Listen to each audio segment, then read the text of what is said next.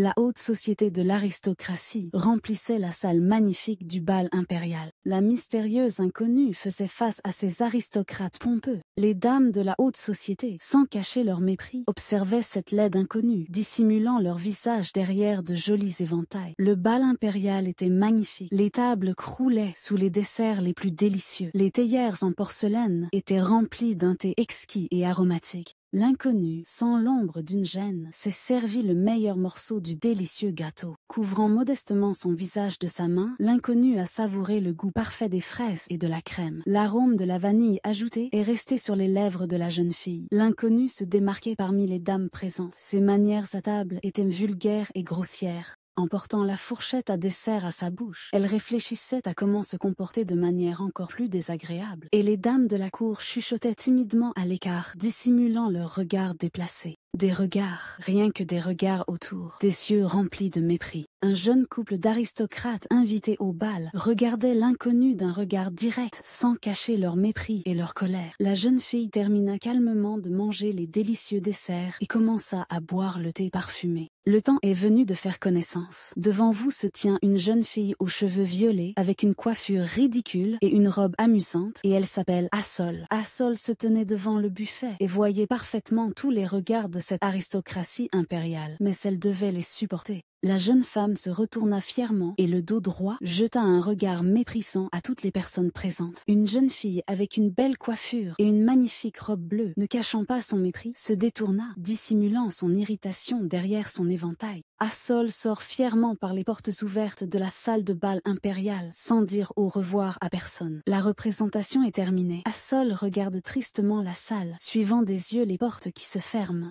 Loin du château impérial se cache un modeste carrosse. Le bal est terminé et Assol rentre chez elle. La jeune fille n'arrive pas à croire que le carnaval est fini et qu'elle peut redevenir elle-même pour un court instant. Assol sort un peigne de sa magnifique trousse de maquillage et n'arrive pas à croire qu'elle peut enfin défaire ces horribles coquillages sur sa tête. Assol brosse ses magnifiques cheveux. Assol ne cache pas sa joie que le cirque organisé pendant le bal soit terminé et qu'elle puisse être une belle jeune fille. En se remémorant les regards des aristocrates, Assol sent la tristesse se glisser dans ses yeux. Il est impossible de supporter les regards furieux de ces idiotes prétentieuses. Les regards de ce couple riche détruisaient simplement Assol de l'intérieur. Assol poursuivait son chemin vers la maison. La calèche continuait lentement son mouvement. La maison, le doux foyer, le château de mes parents étaient magnifiques. Une jeune fille souriante nommée Rebecca accueille joyeusement Assol. L'humeur merveilleuse d'Assol a changé en un instant. Tout son mécontentement, elle l'a déversé sur Rebecca en poussant la servante sur le côté. Rebecca regardait sa maîtresse avec horreur dans les yeux, ne comprenant pas d'où venait une telle agressivité.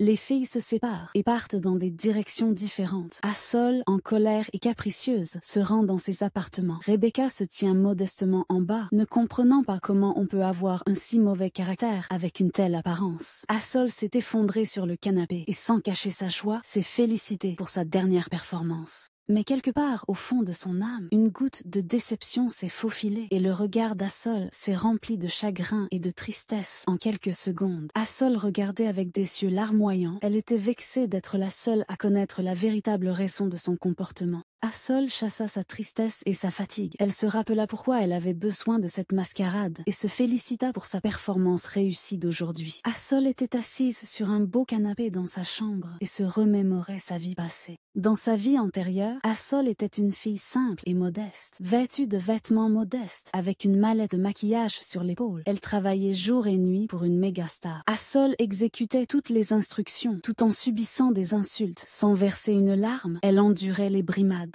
Mégastar, actrice célèbre, diablesse rousse, Jennifer Wright était sans scrupules et cruelle. Juste dans la rue, devant les gens, Jennifer Wright n'a pas pu se retenir et a porté un coup très violent à Assol. Assol, une jeune fille fragile, n'a pas pu répondre à sa maîtresse et a pris ce coup fatal sur elle-même. La peur et l'horreur se reflétaient dans les yeux d'Assol. Dans ce monde, Assol a péri, Assol est mort. Il est apparu dans un voile étincelant de fumée argentée, le prêtre dans le corps d'un jeune homme sportif. L'âme d'Assol était assise sur l'asphalte gris et regardait le prêtre avec des yeux effrayés. Le prêtre, en pointant du doigt le front d'Assol, lui proposait un voyage étonnant vers une nouvelle vie. Assol ouvrit les yeux. Elle était allongée sur un lit luxueux, sur des draps de soie dans une chambre spacieuse, au design de style baroque italien. L'âme d'Assol s'est incarnée dans le corps de la belle Lilou Esther. Lilou Esther est le personnage principal d'une triste nouvelle sur l'amour malheureux de 3 hommes intransigeants, immoraux et cruels. Héritier de l'immense fortune de sa famille, le prince héritier Taros Bastium. Le jeune homme aux cheveux longs porte le titre de duc, le duc Ric d'Iliar. Un jeune blond arrogant au regard effronté, le marquis Fonce Beugnet. Ce sont eux qui ont empoisonné l'esprit de la malheureuse et belle Lilou en lui faisant boire une potion ensorcelée. Lilou, ayant perdu la raison, est restée sous l'emprise du prince héritier Taros, sans la force de résister. Le sort de la pauvre fille était triste. Il est devenu clair pourquoi Assol, réincarné en Lila, s'est comporté ainsi au bal impérial. Assol a eu de la chance. Lilou a une excellente trousse de maquillage, et elle contient tout le nécessaire pour appliquer un bon maquillage. Assol décide de se faire un masque, elle ne veut pas répéter le destin de son héroïne. L'image est magnifique. Assol ne ressemble pas du tout à la belle Lila, au contraire, son image est horrible. L'image de la malheureuse Lilou ressurgit dans la mémoire de Leila. Elle vit comment 3 hommes riches et cruels avaient mis la belle dans une cage. Lilou a été forcée de se résigner à son sort. La pauvre a complètement perdu la raison. Sa volonté a été brisée. Saisissant le sèche-cheveux dans ses mains, Assol cria fort, les larmes aux yeux. « Non, je n'accepte pas un tel destin. » Pendant longtemps, Lilou a vécu dans une cage dorée, entourée d'hommes cruels et sans scrupules. Assol se regardait dans le miroir, se promettant de ne jamais tomber entre les griffes de ces hommes cruels. Assol se recroquevilla sur elle-même. Elle était gelée. À en juger par son apparence, il était clair qu'elle était dégoûtée rien qu'à la pensée du destin tragique de Lilou. Les yeux emplis de tristesse, Assol songeait à ce qui l'attendait dans ce corps, dans cette maison et dans cette vie. Elle s'effondra sur ses magnifiques draps de soie, avec la claire compréhension que cette vie qui lui était offerte pour la 2e fois, elle la vivrait pour elle-même. Assol était triste. Elle se sentait mal à l'aise dans sa nouvelle vie dans ces circonstances. Une nouvelle et magnifique maison, dans laquelle vivait maintenant notre héroïne Assol, sombrait dans le sommeil. Seule la belle Assol ne dormait pas. Elle réfléchissait sans cesse à la raison pour laquelle le prêtre avait logé sa petite âme perdue précisément dans cette nouvelle. Assol sanglotait, posant une question muette au ciel, en appelant au prêtre. Entendant les sanglots de la pauvre fille, le prêtre apparut d'un coin sombre de la chambre à coucher. Les yeux larmoyants, Assol regardait le prêtre. Ses yeux imploraient de l'aide. Le prêtre entendit la supplication d'Assol pour de l'aide, mais il ne pouvait pas la ramener à sa vie passée. La seule chose qu'il pouvait faire pour la jeune fille en pleurs était d'exaucer son souhait. Bien sûr, Assol, en pleurant, suppliait de lui rendre la vie, mais le prêtre lui proposa autre chose. Le prêtre a placé Assol devant un choix difficile. La jeune fille n'a pas longtemps réfléchi à son souhait. Elle savait exactement ce qu'elle voulait. Un sac à cosmétiques, un simple sac à cosmétiques pour femme. Mais personne au monde ne pouvait imaginer à quel point il était important pour Assol. Le prêtre ne resta pas indifférent au désir d'Assol et récompensa la jeune fille. Dans la trousse de maquillage, volèrent, comme par magie, du rouge à lèvres, de la poudre, du fard à joues, du mascara et encore beaucoup d'autres choses intéressantes. Assol regardait avec un air triste le cadeau reçu du prêtre, comprenant que c'était précisément là que résidait son salut. Notre héroïne, au regard triste, était allongée sur un oreiller en soie et en duvet, songeant à la fête de la majorité à venir. Les beaux yeux bleus d'Assol ne se souviennent même plus de la dernière fois qu'ils ont brillé de bonheur et de joie. Plongée dans le sommeil, Assol vit comment la belle Lilou Esther, le jour de sa majorité, tomba entre les mains d'hommes cruels. Les yeux magnifiques, grands ouverts, Assol se remémorait ce qu'elle avait dû faire pour ne pas subir le même sort que Lilou. Assol se souvint du bal impérial des aristocrates, de son apparence hideuse et des moqueries des dames prétentieuses. Le magnifique manoir des barons s'est réveillé avec le lever du soleil. Rebecca se tenait près de la porte d'Assol et frappait timidement, la tête penchée vers les portes. Rebecca ne cachait pas sa peur face au comportement de sa maîtresse en colère. Dans les yeux d'ambre de la servante s'accumulaient des larmes, prêtes à jaillir de ses yeux en une seconde. Et derrière les portes, à ce moment précis, l'attendait la hideuse Assol, prête à jouer son rôle. Assal a fait un excellent travail ce matin. Sa coiffure et sa robe ont transformé une belle dame en une beauté fatale. Assol se regardait dans le miroir et ne pouvait pas s'accepter son apparence, mais c'était d'une nécessité vitale. Après tout, seul ce cirque pouvait lui sauver la vie. Assol, dans une horrible robe verte avec 2 petits chignons sur la tête, a vulgairement et avec condescendance permis à Rebecca d'entrer dans la chambre à coucher. Rebecca, sans cacher son horreur et son mépris, regardait Assol d'un regard perçant. Rebecca a informé Assol que son frère, le baron Luigi, l'invitait à déjeuner. Rebecca se retourna et se dirigea vers la sortie, ne voulant pas rester seule avec cette dame laide. En sortant, Rebecca, se tenant à la porte, décida de piquer Assol en lui rappelant qu'elle était une dame et devait se comporter de manière appropriée. Brusquement levé du canapé, Assol fixait le sol avec colère, son regard transperçant la table basse. Elle se souvint du comportement du baron Luigi lui-même lors du dernier bal impérial. Oh, comme il dévorait ses merveilleux desserts, se gavant sans se soucier de personne autour de lui. Assol s'est précipité brusquement vers le bas, sautant une marche de cet escalier en colimaçon merveilleux. Les domestiques chuchotaient prudemment, discutant une fois de plus de l'apparence et de l'humeur de leur maîtresse. Assol, furieuse et ne cachant pas son irritation, ouvrit la porte de la salle à manger. Dans la somptueuse salle à manger, cachée derrière un bouquet de chrysanthèmes fraîches, le frère de la baronne, Luigi Esther, prenait son petit déjeuner. Luigi était furieux. Il a commencé le petit déjeuner sans attendre sa sœur.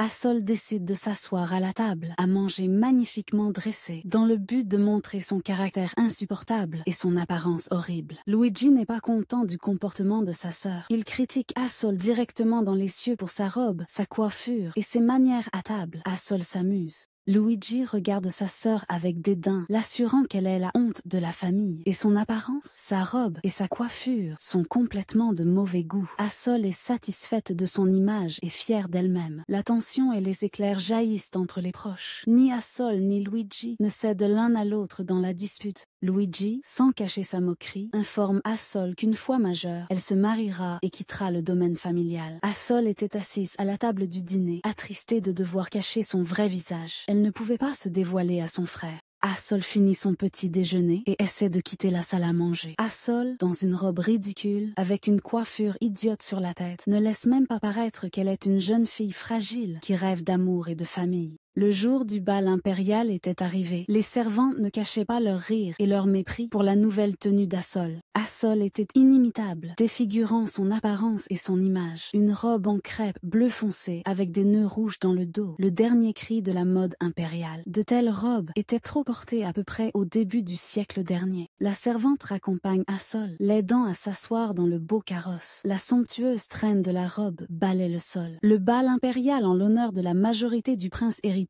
fut le dernier pour la belle Lilou. Elle ne pouvait refuser une danse ni au duc Ricky Deliard, ni au marquis Fonce Bernier. Fatiguée et mécontente, Lilou tournoyait dans la danse avec le prince héritier Tauros. La rousse diablesse Charlie observait avec envie l'attirante Lilou. Charlie ne pouvait absolument pas cacher sa colère et sa jalousie. Se couvrant le visage avec un éventail, elle observait discrètement les personnes présentes dans la salle. Assol tenait entre ses mains un journal intime, une arme salvatrice pour une jeune fille sans défense. Assol attendait sa rencontre avec la haute société, avec crainte et impatience. Elle voyageait dans le carrosse avec peur et confusion. Appuyée contre la fenêtre, Assol ne prêtait aucune attention au paysage derrière la vitre de la calèche. Une seule question la préoccupait. Comment allait-elle survivre à cette journée? La jeune fille serra les poings avec force, rassemblant toute sa volonté. Assol descendait fièrement de son carrosse coûteux, en essayant de ne pas montrer sa peur et sa confusion. Assol entra fièrement et courageusement par les portes grandes ouvertes de la salle impériale.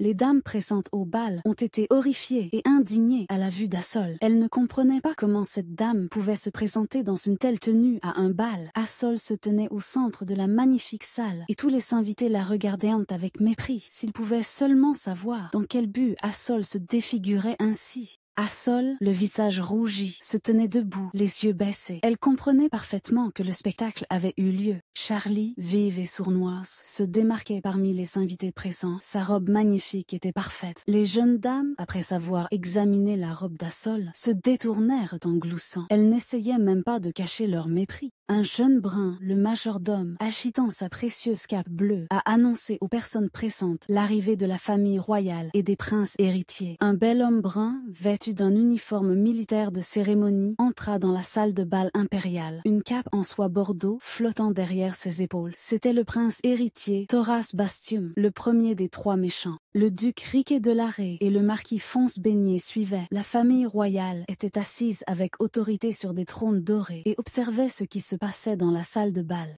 Un serviteur en costume noir strict a commencé à lire à haute voix la liste des invités au bal d'une voix bien posée. Et la première sur la liste était la méchante rousse, Charlie Pintaki. Charlie apparut dans toute sa splendeur devant la famille royale. Le roi et la reine regardèrent la belle avec approbation. Après avoir montré toutes ses bonnes manières, tout son éclat et son chic, Charlie a attiré l'attention du prince héritier Thoras. En passant devant Assol, Charlie redressa fièrement les épaules et leva la tête. Assol regardait d'un air éteint, se souvenant comment, 9 ans auparavant, Lilou était apparue dans cette salle. Assol se voyait telle qu'elle aurait pu être si elle n'avait pas eu besoin de faire semblant et de se faire passer pour une fille laide. Elle s'imaginait tournoyer dans une danse avec son bien-aimé, et il serait heureux. Elle était la belle fée Assol, et lui, le bel inconnu. Les rêveries d'Assol furent interrompues par la voix forte du majordome, et elle s'avança sur le tapis rouge pour se présenter devant la famille royale. Assol, gêné par son apparence, baissa la tête. Le roi était indigné. Ses yeux brûlaient du feu rouge de la fureur face à l'insolence de cette fille. Assol inclina la tête, cachant son regard gêné. Elle remercia la famille royale pour l'invitation et se prépara à partir. Quelqu'un parmi les invités a poussé la pauvre fille dans le dos. Assol, empêtrée dans sa tenue inconfortable, n'a pas pu garder l'équilibre. Assol est tombée et a roulé vers le bas. Assol leva la tête, regardant tous les présents. Elle se leva et continua à examiner les visages des invités. Elle ne comprenait pas qui avait pu faire ça. Le regard larmoyant de ses yeux bleus laissait indifférents tous ceux qui l'entouraient. Assol a vu le marquis de Fonce flirter avec une jeune dame invitée sans prêter aucune attention à ce qui se passait. Le duc Riquet de Larrey avait une conversation intime sur la chasse à venir avec les frères Poirier du comté voisin. Et le principal instigateur de tous les malheurs, Lilou, le prince héritier de Taros, virevoltait dans une danse avec Charlie. Assol se tenait debout, la tête baissée. Sa tenue était vraiment affreuse. Assol, dans le corps de Lilou, avec une douleur dans les cieux, regardait les personnes présentes, comprenant que sa performance touchait à sa fin.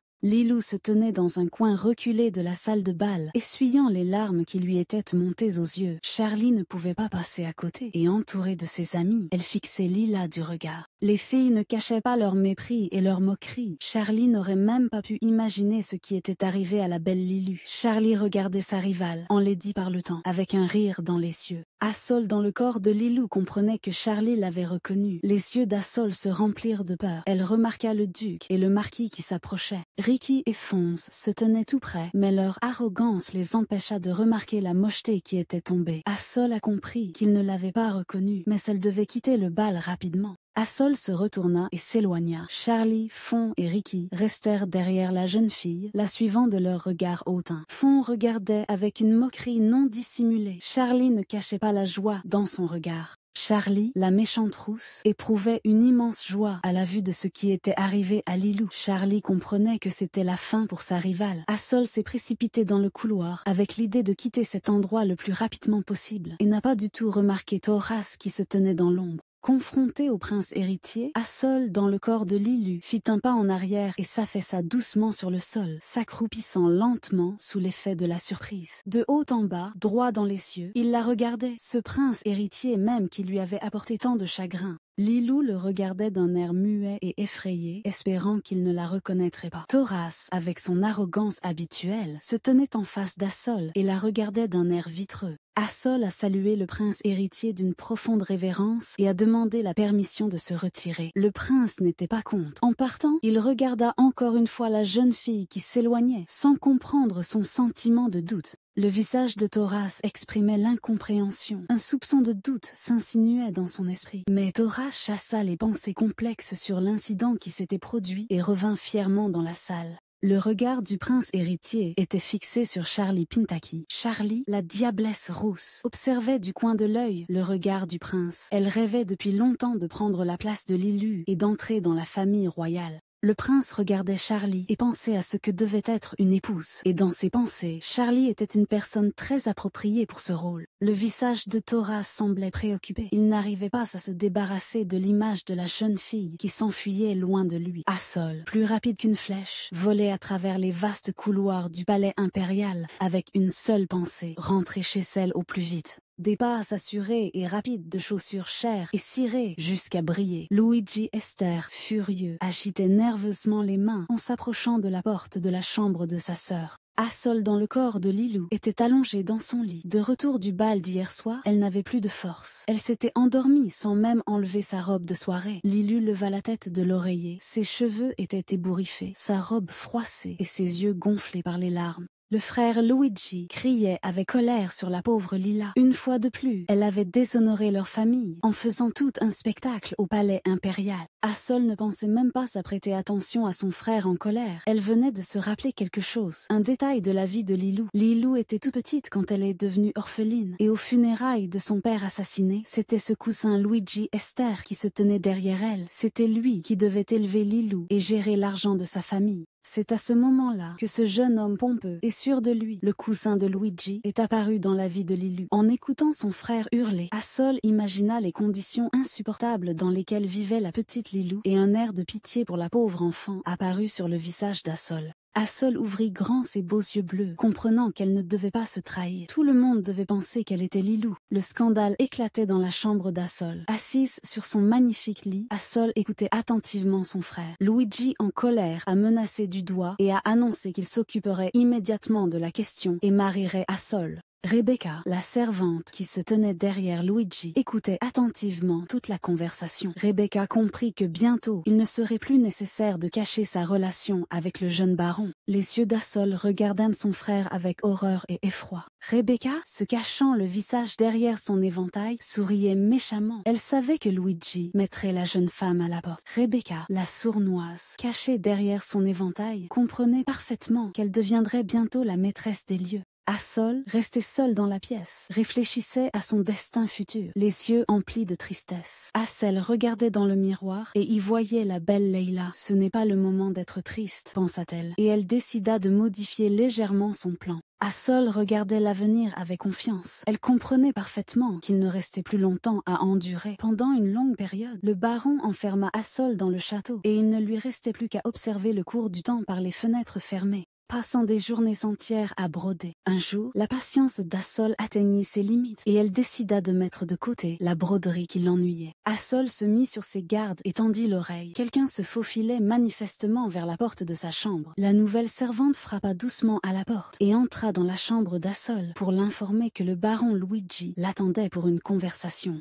Assol se leva et suivit la servante, emportant avec elle sa trousse de maquillage. La servante, la tête baissée, informa le baron qu'Assol était invité. Assol se tenait modestement derrière la servante et attendait la permission d'entrer. Dans la salle spacieuse, sur un doux canapé en peluche, était assis le baron Luigi Esther. Il invita Assol à s'asseoir dans le fauteuil en face de lui. Sans cacher son agitation, Assol s'assit en face de son frère. Luigi n'a même pas essayé de cacher son visage joyeux. Il a informé Assol qu'une proposition de mariage était arrivée des terres lointaines du Nord. L'ancienne lignée de la famille Desmontes descendait de la famille royale. Les armoiries de la famille inspiraient la peur et l'horreur, car le protecteur ancestral de cette famille était un féroce loup noir. Luigi regardait sa sœur avec un sourire et un clin d'œil malicieux. Luigi savait que le duc Maximus de Monte était aussi effrayant que Lilou, et cela faisait de nombreuses années qu'il n'avait pas quitté son château du Nord. Luigi riait franchement en regardant dans les yeux effrayés de Lilou.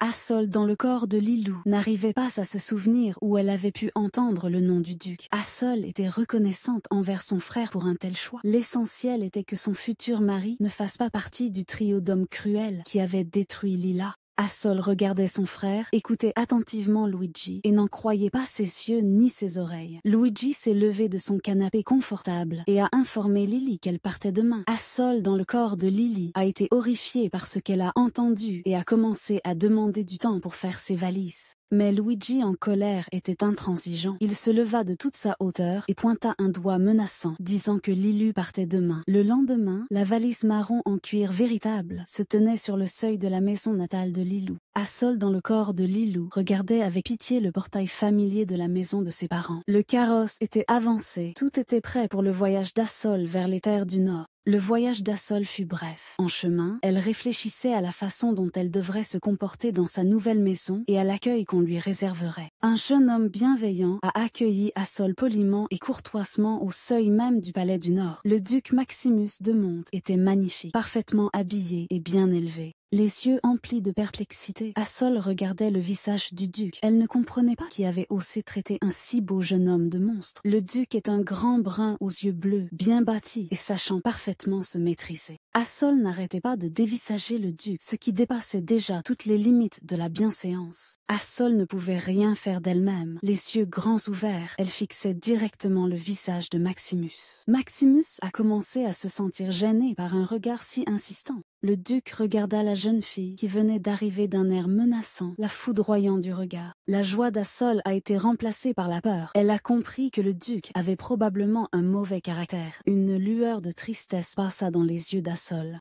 Pendant ce temps, le duc s'enquit auprès de son invitée des raisons pour lesquelles elle était arrivée dans un si horrible carrosse. Le duc inclina poliment la tête, ce qui trahissait ses excellentes manières. Le duc proposa poliment et courtoisement à Assol de se rendre dans la chambre préparée pour elle et de se reposer de son difficile voyage. Assol regardait le beau duc d'un air assuré et lui fit savoir qu'elle allait bien et n'avait pas besoin de se reposer. Le duc, se retournant, regarda attentivement la jeune fille. Dans le magnifique salon se tenaient 3 personnes, le duc, Assol et le serviteur. Maximus a proposé à Assol de le suivre pour une conversation sérieuse. Assol regardait le duc d'un regard assuré et ferme. Maxime s'est dirigé vers le salon, marchant d'un pas assuré. En portant la tasse en porcelaine à ses lèvres, Maximus regardait Assol, qui était venu lui rendre visite d'un air triste. Assise dans un fauteuil en velours coûteux, Assol se prépara à écouter attentivement le duc. Le duc ne se pressait pas et finissait de boire son thé aromatique, racontant la triste histoire de sa famille.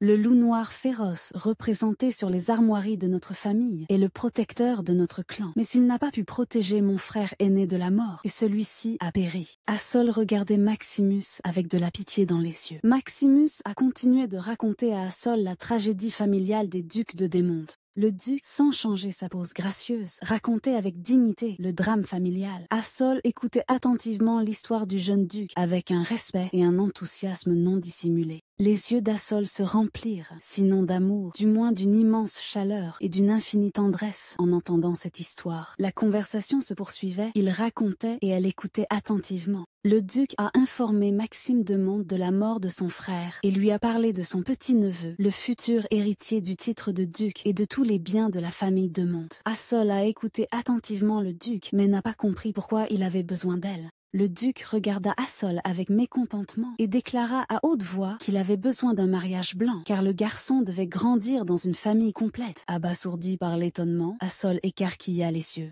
La conversation entre le duc et Assol ressemblait à une sorte de complot secret. Le salon, la table ronde et les canapés moelleux en devenaient les auditeurs involontaires. Assol regarda Maximus d'un air interrogateur et dit « Avez-vous simplement besoin du fait d'être marié ?» Le duc assis en face d'Assol hocha la tête en signe d'approbation. Le serviteur montra poliment la chambre à Assol. Il était impossible de contenir l'émerveillement face à ce spectacle. La chambre de la duchesse était magnifique. Assol ne pouvait même pas espérer de si belles conditions. Un magnifique grand lit à baldaquin et une superbe coiffeuse. C'est le plus important, ce dont elle a besoin. Assol regardait le beau plafond de sa nouvelle chambre et comprenait qu'il ne lui restait plus qu'1 an à vivre en faisant semblant. Avec la tombée du soir, Assol a rendu visite à Maximus pour lui faire part de sa décision positive. Maximus écoutait attentivement la charmante jeune fille, sa future épouse fictive. Assol annonça au duc avec joie sur son visage qu'elle n'était pas contre de faire semblant d'avoir une vie de famille heureuse pendant 1 an. Maximus écoutait Assol très attentivement, la regardant d'un air sérieux. Assol ne demandait qu'une seule chose, qu'après la fin de son mariage, elle disparaisse. Maximus a accepté son accord, promettant d'exaucer son souhait. Assol resta seule, prenant un bain chaud et apaisant. Elle était incroyablement heureuse de cette option de mariage. Ayant enfilé un nouveau peignoir en peluche, Assol, songeuse, se tenait devant le miroir, arrangeant ses cheveux magnifiques. Assol regardait son reflet dans le miroir et promettait silencieusement à la belle Lila de la sauver, elle et elle-même. Le château du duc était magnifique et majestueux. Premier jour au château, Assol a poursuivi son mascarade. Assol avait fait de son mieux pour peaufiner son apparence et était déjà prête à quitter sa magnifique chambre. Eh bien, une nouvelle journée dans le rôle de la future duchesse a commencé. Assol, satisfaite d'elle-même, s'apprêtait à sortir dans le couloir. Dans le vaste couloir du château, Assol entendit un bruissement derrière elle. Un petit garçon avec un regard effrayé et méchant se cachait derrière le coin. C'était le neveu du duc, le futur héritier de tous les biens de la famille Desmonts, le petit Martier. Assol l'a rencontré face à face et a poussé un soupir d'attendrissement tant le garçon était beau. Mais le jeune garçon a montré son caractère sans gêne et méchant. Le dîner de famille a eu lieu. 3 personnes se sont réunies autour d'une grande table longue. Le comte Maximus de Monte, son neveu Martier de Monte et Assol, la future duchesse Lilu de Monte. Le duc observait attentivement la façon dont Martier se comportait à table. Martier essayait de comprendre comment utiliser ses couverts. Assol observait attentivement le garçon, attendant une salutation élémentaire. Le comte Maximus regarda sévèrement son neveu et lui demanda de saluer le nouveau venu à table. Martier ouvrit grand les yeux et salua Assol d'un air furieux qu'il ne cherchait pas à dissimuler, les dents serrées. Martier a continué ses pitreries à table, comme s'il cherchait délibérément à énerver les convives. Assol se souvint de la rencontre matinale avec le garçon et décida qu'il la détestait. Martier n'a pas réussi à tenir le couteau de table et il est tombé par terre, ce qui a provoqué une irritation manifeste chez son oncle. La femme de chambre s'est efforcée de remédier rapidement à la situation et a servi un nouveau couvert au jeune héritier. Assol, sans montrer de signe de confusion, porta la fourchette en argent à ses lèvres et continua son petit déjeuner. Martier observait la fille et les mouvements de ses mains, mais une fois de plus, il n'y arrivait pas, et les couverts en argent tombèrent par terre. La servante, s'attendant à une telle situation, se tenait à côté du garçon, tenant prêt un nouveau set de couverts. La servante a soigneusement remis les couverts propres dans les mains de Ma. Sans quitter l'enfant des yeux, la servante, derrière le dos de March, observait comment cette fois-ci, il allait se débrouiller avec le morceau de viande juteux. Assol regardait ce qui se passait avec perplexité. Elle n'arrivait pas à comprendre ce qui se passait. Pourquoi tout le monde se moquait-il du petit duc ? Vincent, le majordome, se tenait à proximité, observant silencieusement ce qui se passait. Assol, après avoir demandé la permission au duc, donna l'ordre à Vincent. Vincent ordonna à la servante d'exécuter immédiatement l'ordre de la nouvelle maîtresse. En quelques secondes, un nouveau plat pour le petit Martier est apparu sur la table. Ayant pris les couverts dans ses mains, Assol se prépara à créer un simple miracle pour le garçon affamé. Maniant habilement le couteau et la fourchette en argent, Assol découpa en un clin d'œil le morceau de viande le plus savoureux. Assol a passé l'assiette en porcelaine avec la viande la plus délicieuse au petit duc.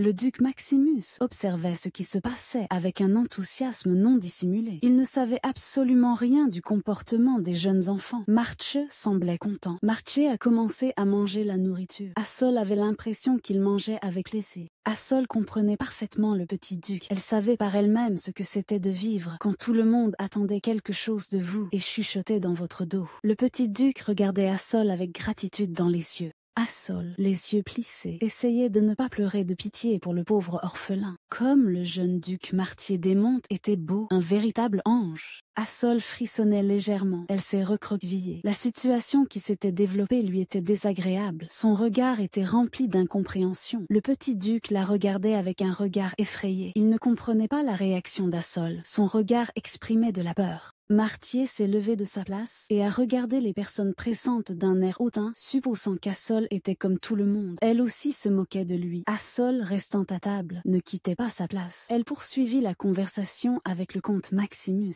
Le petit Martier l'inquiétait. Maximus, qui observait silencieusement son petit-neveu et tout ce qui se passait à table, cachait timidement ses yeux. En quittant la salle à manger, le duc baissait la tête timidement. Il ne pouvait pas comprendre ce qui n'allait pas avec cette baronne Assol venue d'ailleurs. Maximus était assis dans son bureau, se remémorant chaque détail et chaque mot prononcé par Assol. À ce moment-là, dans une autre aile du château, le petit duc de Martier, la tête tristement baissée, sanglotait, détourné du monde entier. Maximus restait dans son bureau, dans son magnifique fauteuil, planifiant sans hâte le mariage à venir. Le duc a convoqué son fidèle majordome, lui a communiqué sa décision concernant le mariage à venir et lui a donné des instructions pour inviter le baron Luigi Est à la cérémonie à venir. Le duc resta seul. Il continua à réfléchir aux changements dans le comportement d'Assol et à son secret, le secret de l'ancienne famille des Montier. Un loup noir féroce et l'ancienne famille des Montier. Qu'est-ce qui pourrait les relier? Pourquoi cet animal effrayant est-il devenu le symbole et le protecteur de cette famille? La légende ancienne de la famille des Montier sur l'amour mortel et éternel d'une belle blonde et du dieu Rufus sous la forme d'un loup noir féroce. Rufus, le dieu loup noir terrible et féroce, tomba amoureux d'une belle femme aux cheveux blonds et offrit son sang et sa protection à toute sa lignée. Ils étaient heureux, vivant dans leur monde, mais le reste du monde ne voulait pas accepter leur amour. Et tous les mariages ont commencé à se faire non pas par un grand et fort amour, mais par calcul, enchaînant leurs mains avec de lourdes chaînes en argent. Les jeunes gens cherchaient l'amour ailleurs, se liant par des relations illégitimes avec de jeunes personnes.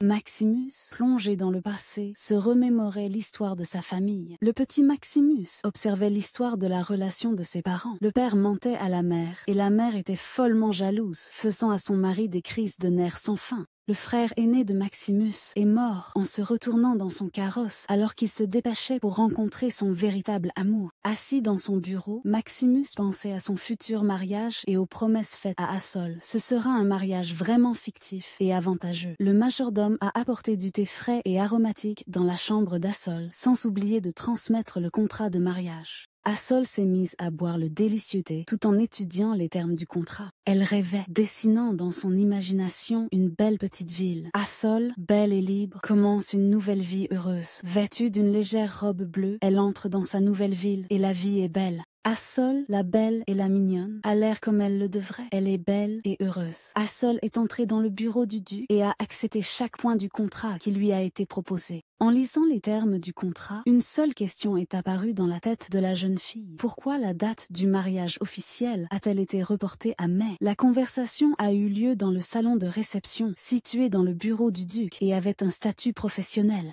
En posant une question concernant le report de la date d'enregistrement, Assol regardait Maximus d'un air interrogateur. Maximus, sans détourner le regard, a annoncé que la date de sa majorité tombait en mai et qu'il était impossible de célébrer la cérémonie de mariage avant cette date. Assol, ne cachant pas sa surprise, a réalisé que le duc était plus jeune qu'elle d'1 an. Maximus a timidement détourné son regard gêné, proposant de signer le contrat. Assol examinait d'un regard étonné la plume qui lui avait été remise pour signer le contrat. Une plume avec une pierre intéressante, elle n'était clairement pas ordinaire. Maximus tendit la main pour récupérer le contrat signé. En lisant le contrat signé, Maximus a expliqué à Assol que la plume possédait un pouvoir magique. Le duc, regardant Assol dans les yeux, expliquait l'effet magique de la plume. Assise en face de lui, Assol écoutait attentivement chaque mot du duc sur le pouvoir magique de la plume, permettant de dissimuler la véritable essence du document signé. La conversation était terminée. Le majordome Vincent raccompagnait la future duchesse à la porte. Incapable de contenir ses émotions, Assol se retourna pour jeter un dernier regard à son futur mari. Le duc Maximus resta seul, suivant du regard Assol qui s'éloignait. L'image d'Assol apparut dans l'esprit de Maximus. Il se souvint de son visage étonné, de son regard absolument désintéressé et direct, et de ses yeux bleus. Maximus se souvint comment tout le monde riait de lui, toute la cour impériale, mais elle le regardait sans remarquer du tout sa laideur. La future duchesse s'adressa à Vincent en lui demandant de lui montrer le magnifique jardin qui entourait le château du duc. Assol a découvert un magnifique belvédère, construit avec élégance et un chic royal.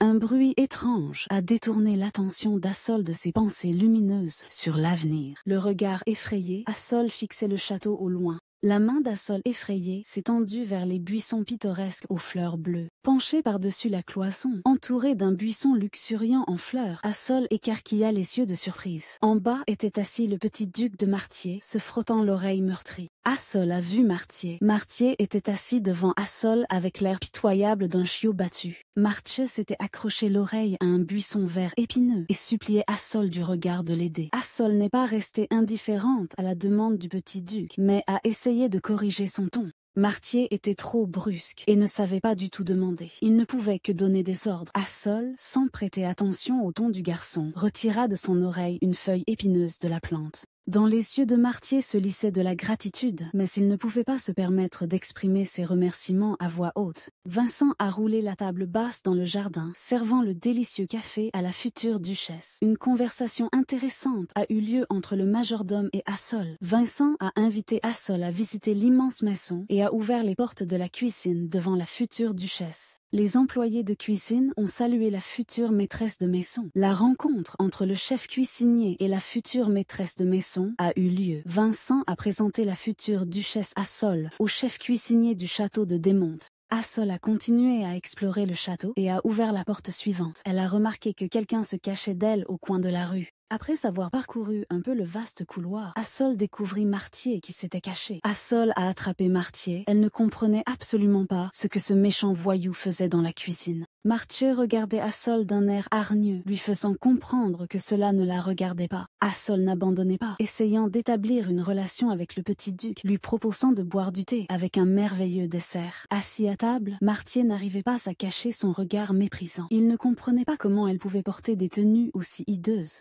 La cérémonie de thé improvisée se poursuivait. Assol essayait d'établir le contact avec l'enfant. Martier continuait à faire la leçon à Assol, lui disant qu'elle, si laide, ne devrait pas épouser un tel homme. Assol écoutait le garçon avec étonnement. N'ayant pas supporté de tels propos, Assol n'a pas pu se retenir et a déclaré haut et fort que Martier avait tort, que tous les gens avaient le droit de se marier. March a continué à affirmer que ni lui ni son oncle ne pouvaient se marier, car ils étaient très laids. Assol regardait March avec étonnement, ne s'attendant pas à entendre de telles paroles de la part d'un garçon. Assise en face du jeune duc, Assol continua à convaincre Martier que lui et son oncle étaient merveilleux. Assol a décidé de traiter le jeune duc comme un garçon ordinaire qui manquait de soins maternels et lui a tendu un mouchoir pour lui essuyer le nez. Penché sur le garçon, Assol lui essuyait tendrement le nez en lui disant qu'il était beau comme un ange. Mais Martier n'a pas apprécié l'attention manifestée et s'est levé brusquement de table. « Tu ne seras jamais la femme de mon oncle !» cria Martier d'une voix forte. Martier s'est précipité hors de la salle à manger en claquant bruyamment la porte. Assol resta seul. Au bruit fort, la servante est venue, manifestant son intérêt. La servante a décidé d'informer Assol de quelques règles de cette maison. Assol regardait la servante avec étonnement, ne comprenant pas du tout l'essence de ces règles stupides. Assol se souvint de la vie de Lila, la pauvre Lila qui, en se regardant dans le miroir, vivait selon ses règles. La servante a continué à expliquer à la future duchesse que la règle la plus importante était le régime. Martier devait suivre un régime. Sans cacher son rire, la servante disait que Martier était laid et qu'il devait prendre soin de son visage et de son corps. Quoi? Assol écoutait la servante avec un regard interrogateur. Et celle-ci, sans cacher son rire, continuait à parler de combien le garçon était répugnant. Assol, furieuse, prouvait avec rage à la servante qu'elle avait tort. La belle Assol, qui se trouvait dans le corps de Lilou, observait avec pitié les souffrances du petit duc. Martier était bien trop petit pour juger de son apparence. Ne voit-il pas à quel point il est beau? Une journée éprouvante touchait à sa fin. Assol était assise dans sa chambre devant son miroir préféré, réfléchissant au fait qu'elle devait aider Martha. Les serviteurs, tête baissée, saluèrent le duc qui revenait. Maximus de Monte marchait d'un pas assuré sur le tapis de son château. Le beau brun au cafetan immaculé était majestueux et beau. En montant l'escalier de marbre, le duc se hâtait vers son bureau. Vincent faisait un rapport sur les événements qui s'étaient produits. Martier se tenait dans l'escalier, attendant son oncle. Le regard du garçon indiquait clairement qu'il voulait faire une bêtise. Maximus écoutait attentivement Martier. Martier regardait son oncle d'en bas et lui dit sans aucune gêne qu'il était contre ce mariage. Assol est laide et n'a absolument aucun goût. Martier criait fort, agitant ses bras dans tous les sens. L'oncle écoutait attentivement Martier, mais restait inflexible. Martier regardait son oncle d'un air triste, comprenant que ses arguments n'avaient aucun effet. En tournant la tête sur le côté, l'oncle a dit que Martier avait tort. Des gens différents peuvent ne se marier, et lui et Martier ne sont pas non plus des beautés. Maximus essayait de s'asseoir à table, tandis que March se tenait en face de lui, continuant à exprimer son opinion. March était d'accord avec son oncle qu'ils n'étaient pas beaux tous les deux. L'oncle a annoncé que le mariage aurait lieu. March se tenait à la porte de sa chambre et observait ce qui se passait. Dans la chambre, la servante expliquait à la future duchesse que Martier avait interdit de laisser entrer Assol dans sa chambre.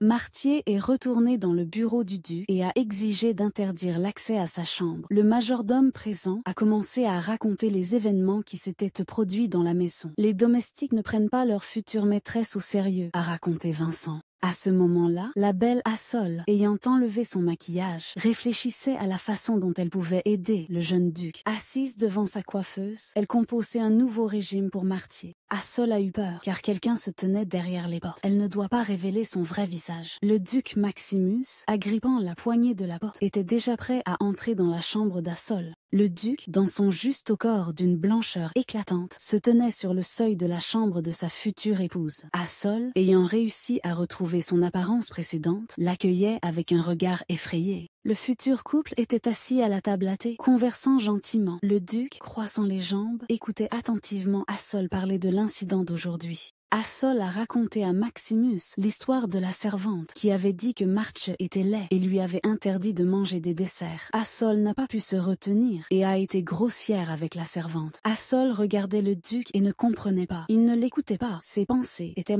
quelque part très loin. Le duc n'écoutait pas vraiment Assol. Il se souvenait comment Lilu, dans sa vie antérieure, ne le remarquait pas du tout. Le duc se leva brusquement et quitta la chambre. Assol commença à soupçonner que Maximus connaissait Lilu auparavant. Maximus connaissait vraiment Lila auparavant, mais elle était complètement différente de ce qu'elle est maintenant. Lila était très belle. Maximus regardait Assol d'un regard froid, chassant les sentiments qui l'envahissaient. Assol dans le corps de Lilou a compris que dans le passé, quelque chose s'était passé entre Maximus et Lilou. Le jeune duc de Martier descendait lentement l'escalier, tenant un livre étrange dans ses mains. Martier entra dans la salle à manger. La servante dressait la table, l'heure du repas était arrivée. La salade de légumes du sud était sur la table. Le dressage était impeccable. March s'assit à table et commença à déjeuner dans une solitude totale. Le plat avait l'air horrible. La salade était complètement fanée. D'une main, March porta à ses lèvres une tomate sur une fourchette en argent. De son autre main, le garçon essayait de rajuster la nappe, mais la servante saisit brusquement la main de Martier.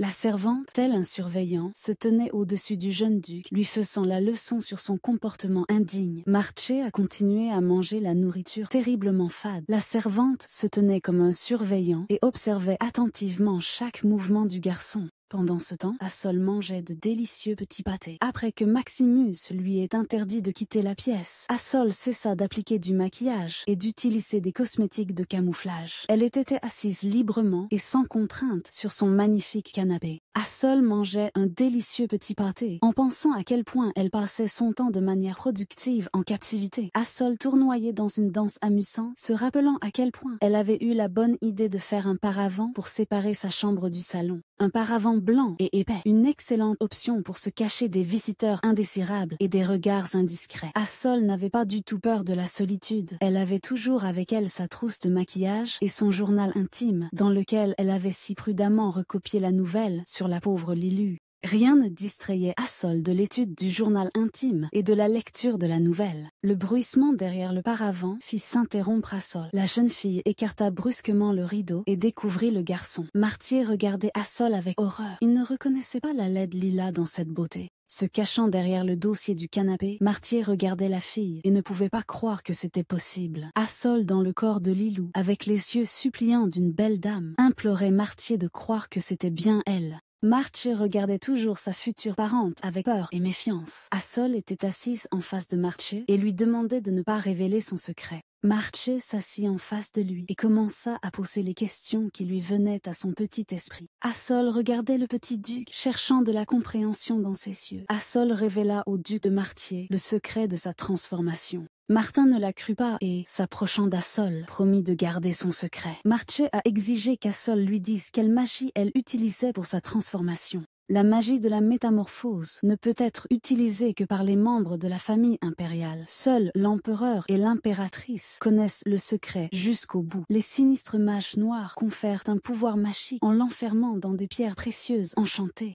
Assol s'est plongé dans le secret révélé et a commencé à se souvenir. Le prince héritier Thoras, vêtu d'une cape rouge vif, a utilisé la pierre directement au bal impérial, sous les yeux de tous. Le petit duc regardait Assol, ne comprenant toujours pas comment elle avait pu changer son apparence sans recourir à la magie. Les interlocuteurs examinaient à deux le portrait de la fille aux cheveux roux avant et après. Assol expliquait au garçon d'un air sérieux qu'il n'y avait aucune magie dans cette transformation. Martier suppliait Assol en pleurant de l'aider et de le rendre aussi beau et magnifique qu'elle. Marche tirait la fille par l'ourlet de sa robe bleue. En contemplant le beau visage de Marche, Assol accepta de créer la magie. La joie ne connaissait pas de limite. Le visage de Martier rayonnait de bonheur. Assol et le petit Martier étaient assis sur un beau canapé. Assol a accepté de changer le visage du garçon, mais à une condition, il ne dirait jamais qu'il n'était pas beau. Assol a sorti sa trousse de maquillage et tous ses accessoires cosmétiques. Assol a étalé toutes ses affaires sur la table basse ronde. Martier observait avec intérêt et curiosité. Assol prit le menton de Marche, examinant attentivement son visage. Assol s'approcha du visage du petit duc, examinant sa peau encore plus attentivement. Assol a regardé Martier d'un air sévère. Elle ne comprenait pas ce qu'il faisait avec son visage. Martier, la tête baissée, a commencé son récit.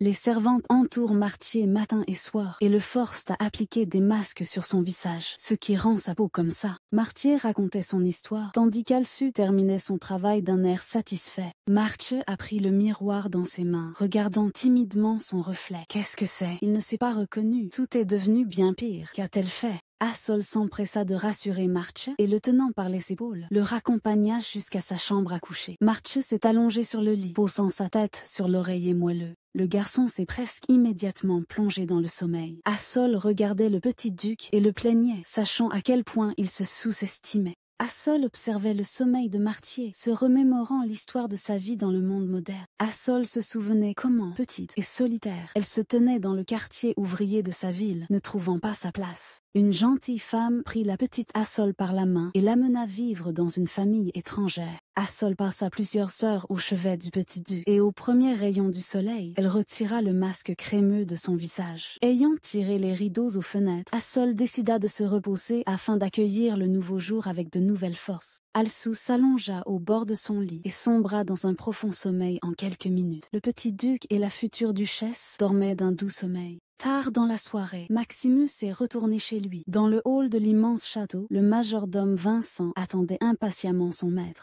Le majordome a surveillé les portes de la chambre de la future duchesse tout au long de la soirée, mais ni madame, ni le petit monsieur n'ont été entendus. Vincent a informé le duc que Martier s'était endormi dans la chambre d'Assol. Assol dormait profondément. Le sommeil du matin est le plus doux. Les rayons du soleil tombèrent sur le visage de la jeune fille, et elle commença à se réveiller. Assise sur le lit, Assol avait l'air perdu, craignant de déranger Martin. Le petit duc finit par se réveiller, se frottant les yeux avec mécontentement. Le caractère du garçon n'avait pas du tout changé pendant la nuit. Il était à nouveau méchant et contrarié. Assol dans le corps de Lilou était déjà dans son apparence habituelle. Elle accueillait le nouveau jour avec un sourire sur le visage. Marche se tenait en face d'Assol, ne comprenant pas comment elle avait réussi à se transformer si rapidement en une image effrayante. Assol a préparé un flacon pour se laver le visage avec une lotion magique à l'intérieur. Marche prend appui sur le sol avec ses pieds. Il ne veut pas du tout écouter Assol. Mais la jeune fille n'abandonne pas et pousse le garçon dans le dos. Ouvrant prudemment la porte, Assol appelle le majordome. Vincent, comme il sied à un vrai majordome, attend les instructions de sa maîtresse. De très bonne humeur, Assol donne des instructions au majordome. Le majordome Vincent écouta attentivement la future duchesse et se dirigea pour accomplir la tâche confiée. Maximus s'approcha de la porte de la chambre et, regardant Assol avec un regard tendre, l'invita à prendre le petit déjeuner ensemble. Assol regarda le duc avec méfiance. Un magnifique petit déjeuner attendait les habitants du palais ducal. Des nappes en soie exquises, de l'argenterie et un service de table familial. Tout était parfait.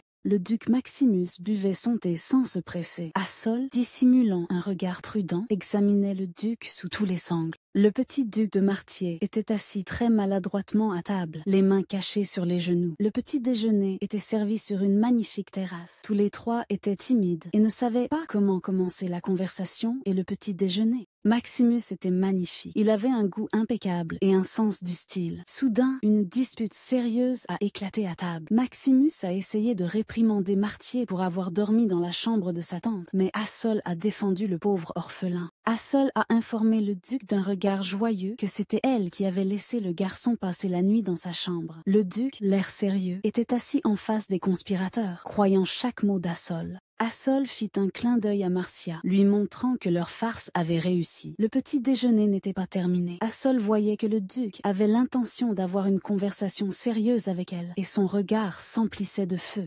Assol et Maximus étaient assis dans le salon sur des canapés moelleux en peluche. Assol regardait le duc avec un regard effrayé et attendait la conversation sérieuse à venir. Maximus observait attentivement Lila, ne comprenant pas ce qui avait changé en elle. Assol, dans le corps de Lilu, regardait son futur mari, les yeux grands ouverts. Maximus était assis nonchalamment et calmement, informant Lila que son jour de majorité approchait bientôt et qu'une couturière viendrait la voir. Assol était très heureuse de la fête à venir, mais en se souvenant du destin de Lilou, elle est devenue un peu triste. Assol se souvenait comment, le jour de sa majorité, Lilou s'était retrouvée dans une cage dorée et son esprit avait été empoisonné. Comment Lilou, enchaînée dans des chaînes d'acier, était impuissante, mais Assol allait tout changer. Maximus plissa les yeux, essayant de saisir un parfum familier et très agréable. La belle Lilou, dans le corps d'Assol, la tête modestement baissée, était assise en face du duc et ne pouvait lever les yeux. Le duc laissa partir Assol et resta seul. Le duc pensif baissa tristement la tête. Il ne pouvait pas comprendre ses sentiments. Orlando, un autre serviteur du duc Maximus, se tenait sur le seuil du bureau du duc. Orlando, en remontant ses lunettes qui avaient glissé, commença son rapport sur la mission qui lui avait été confiée. Orlando a rapporté au sujet de la servante préférée du petit duc. C'était une jolie jeune fille au caractère joyeux, mais elle a été renvoyée. Le régime alimentaire quotidien et les soins de la peau du petit Martier étaient horribles. Les assiettes de salade et les flacons de crème finissaient à la poubelle. Mais les méchantes servantes assignées à Marche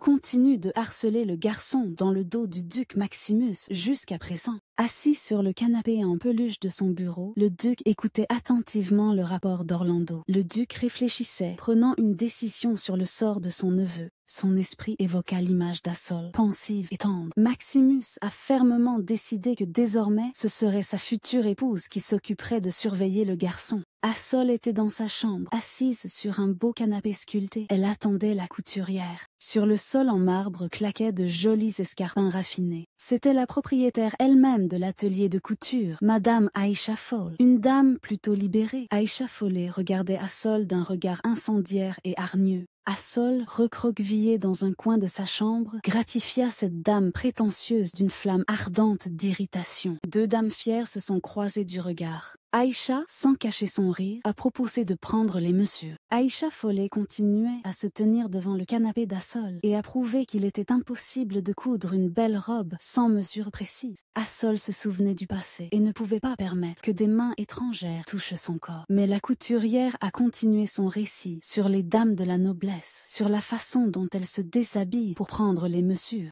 Assise sur le canapé, Assol résistait encore obstinément, tandis que Madame Folle, debout au-dessus d'elle, ne comprenait pas la raison de sa méfiance. L'humeur de la couturière changeait. Un nuage noir d'indignation planait au-dessus d'elle. Les serviteurs, debout derrière elle, regardaient avec une incompréhension manifeste. Trois adultes riches d'expérience de vie prouvaient à Assol la nécessité de mesures précises. Madame Folle était furieuse. Son regard foudroyait simplement toutes les personnes présentes. Folia serrait fermement dans sa main le catalogue marron avec les robes. Madame Follet, dans une robe noire impeccable, et ses fidèles assistants persuadaient la future duchesse de choisir une tenue appropriée. De magnifiques robes sont présentées dans le catalogue ouvert. Assol examinait attentivement le catalogue à la mode. Les serviteurs attendaient sa décision. Assol, une plume à la main, étudiait attentivement le catalogue de mode. Assol a imaginé dans ses rêveries à quoi devrait ressembler sa robe. Elle a même dessiné une esquisse elle-même. Assol a remis l'esquisse terminée entre les mains de Madame Folle, qui se tenait en face d'elle. Madame, en ouvrant le catalogue, fut perplexe de voir comment cette fille simple avait pu créer une esquisse aussi magnifique. Assol resta seule. Elle était triste quand soudain on frappa à la porte. Sur le seuil de la chambre d'Assol, dans l'embrasure de la porte, se tenait le petit bossu Manners, tenant un panier de magnifiques fleurs. Le regard triste et effrayé, Marthe tendit les fleurs à Assol. La tête baissée, Martier expliquait à Assol qu'il avait trouvé le panier de fleurs devant la porte. Assol écoutait attentivement le garçon.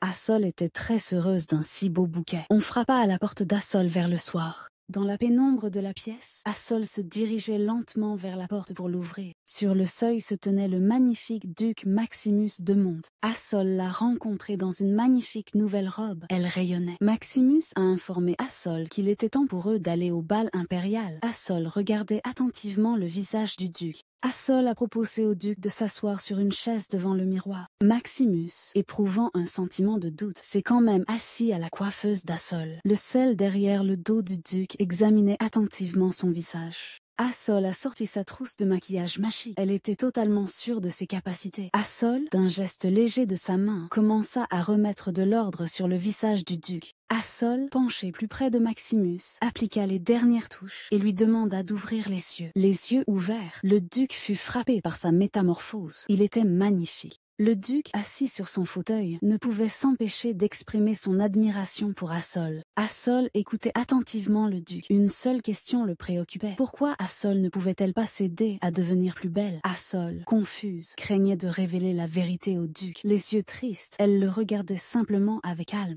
Le duc Maximus de Monte, magnifiquement vêtu, était assis dans son carrosse et lisait un livre intéressant. Par la fenêtre de la calèche, on apercevait déjà la ville bruyante. Assol, dans le corps de Lilou, était assise en face de Maximus et regardait tristement par la fenêtre. Assol s'est plongé dans ses souvenirs. Assol se souvint de la première fois où Lila fut capturée. Le duc Ric d'Eliard, le jour de sa majorité, enchaîna Lila avec des chaînes forgées. Dans les rayons du soleil étincelant, rempli de lumière et de chaleur, apparut le palais impérial. Assol était assise dans un hall d'entrée immense et magnifique, se remémorant avec quelle facilité elle avait révélé son secret au duc. Le duc écoutait attentivement Assol et ne croyait pas ce qui lui était arrivé. Assol a assuré au duc d'un ton joyeux qu'elle changerait le cours et l'intrigue de la nouvelle. Assol se mit sur ses gardes en entendant les pas qui approchaient. Elle apparut sur le seuil de la salle, la méchante Charlie Pantaki. Charlie était magnifique, mais ce regard envieux gâchait tout. Charlie se disputait avec le majordome et exigeait qu'on la laisse entrer dans la salle. Assol observait attentivement ce qui se passait. Charlie, se cachant le visage derrière son éventail, gloussait méchamment. Charlie était très sûre d'elle. Elle pensait posséder une beauté divine, mais il faut dire, elle n'était vraiment pas mal. Ayant plié son éventail, Charlie poursuivit son offensive.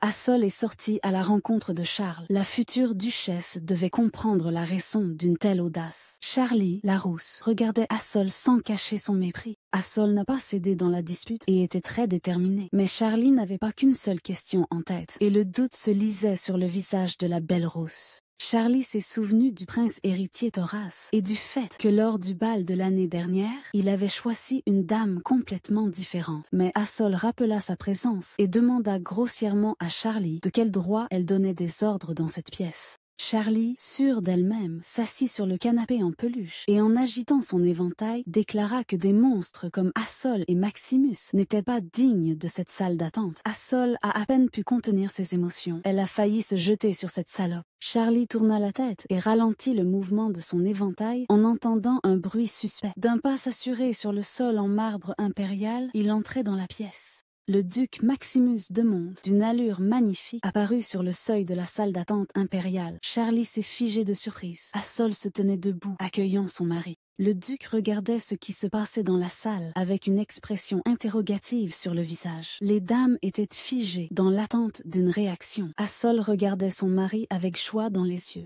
Maximus regardait la fille effrontée avec des yeux pleins de reproches. Assise sur le canapé, Charlie était choquée par l'apparence du duc. Le duc, tenant tendrement les mains d'Assol, demanda à l'effronter Charlie de quel droit elle se trouvait dans cette salle et se comportait comme une personne royale. Le duc tenait tendrement les mains d'Assol, lui proposant de quitter la salle d'attente. Charlie regardait le couple d'aristocrates d'un air méchant et envieux. Maximus et Assol s'éloignèrent de cet endroit d'un pas fier. Pendant ce temps, le beau et élégant prince héritier Thoras était assis dans les buissons de roses, lisant le message. Dans le bureau moderne de la famille impériale, le majordome informa Thoras de l'arrivée d'une invitée. Thoras devint pensif. Le majordome a informé le prince héritier que Charlie Pintaki était arrivé. Le prince héritier Thoras ne comprenait pas comment Charlie avait eu le courage de venir le voir après le bal précédent. Il ne comprenait pas non plus comment cet épouvantail de Lilu et le duc Maximus, encore plus effrayant, avaient pu former un couple. Comment ces monstres avaient-ils pu être autorisés à entrer au bal? Le prince héritier était assis fièrement sur son petit trône, plongé dans les souvenirs du dernier bal.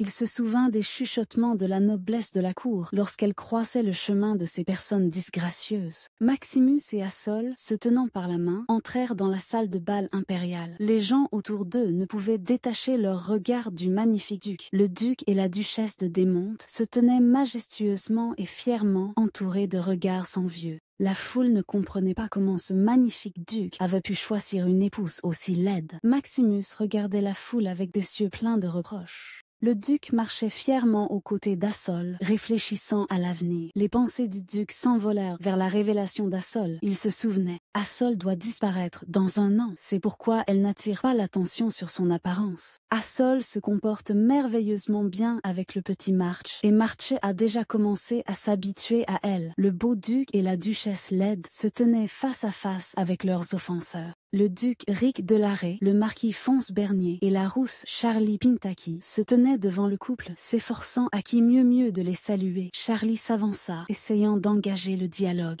Riquet et Fonce se tenaient derrière Charlie, essayant d'entamer un dialogue. Mais Maximus, ayant enlacé Assol, ne prêta pas attention aux aristocrates arrogants qui exigeaient son attention et se dirigea vers la sortie. Furieuse, Charlie lançait des malédictions au couple qui s'éloignait. Les aristocrates humiliés se tenaient là, le visage effrayé, et Charlie n'arrivait pas à contenir sa colère. Charlie regardait Rick et Fonce qui la quittaient. Elle était restée seule. Maximus regardait Assol avec beaucoup de tendresse. Assol, au contraire, était effrayé par un comportement si audacieux du duc. Maximus était sûr de lui et satisfait de son acte. Maximus et Assol se figèrent dans l'attente de la famille royale. Sous les feux des rampes éclatantes, dans la magnifique salle de bal impériale, la famille royale fit son apparition. Les personnes présentes ont salué le roi et la reine. Le roi a annoncé le début de la fête. La reine a félicité tous les présents pour la fête. Le majordome a lu les noms et les titres des personnes présentes et les a invités à entrer dans la salle. Le duc Maximus prit tendrement la main de la duchesse Assol. En portant la main délicate de sa femme à ses lèvres, le duc l'embrassa.